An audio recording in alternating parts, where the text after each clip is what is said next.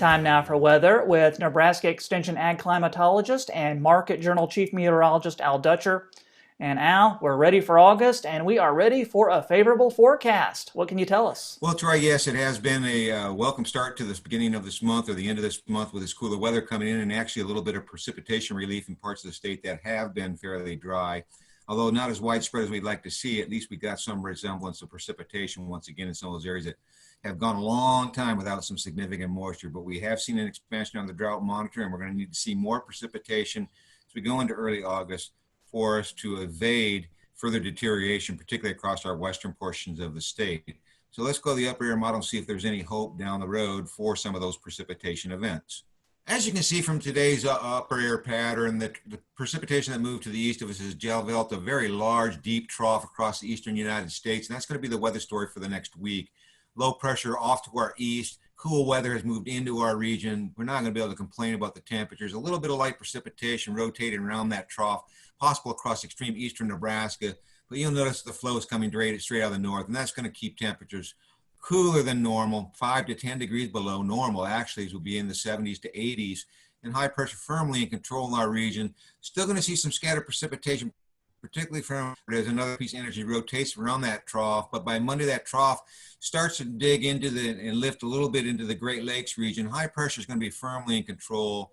It's going to be hard pressed to break the 80-degree mark across extreme eastern Nebraska as the cool air stays in place over the northern United States and the precipitation moves off to the southeast. On Tuesday, we see that trough lifting somewhat. The tropical system that hit Florida now has moved way off in New England, but high pressure firmly in control over the Great Lakes. Very cool, dry air, almost like a fall type for forecast. We do see some precipitation trying to make its way into the panhandle, but not much there. But by Wednesday, that ridge starts to build up. A little bit of energy rides around that, and now we start to get the chance for at least a little bit of precipitation breaking out across the panhandle.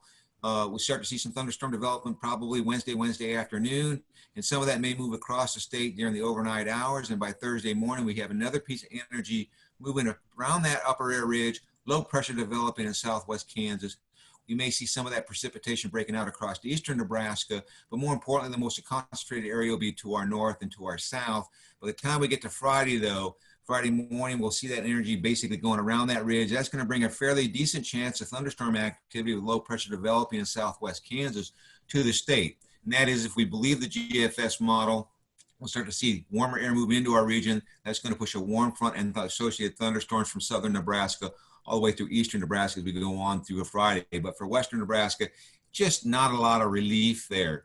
So if we go the 8 to 14 day forecast, although we keep that cool trough in place, we still have that warmth to the southwest. There are several chances of precipitation that will rotate around that upper air trough that's going to be situated over the Great Lakes, but it looks like it's going to be more in line to help eastern Nebraska, and unfortunately, western Nebraska is not going to see the significant moisture.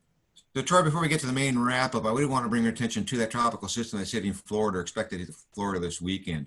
This is the 9th system, and we haven't even hit the end of July. Typically, we have 12 storms per season. So if this goes like normal in September, it could be very, very ugly all along the United States coastal regions, both the Gulf Coast and the Atlantic coastal region. We'll keep that in mind as we go into the fall period. So overall, we're expecting cool weather this entire week, a couple chances of decent shots of precipitation, particularly at the end of next week. Overall, can't complain entering August with this type of cool weather.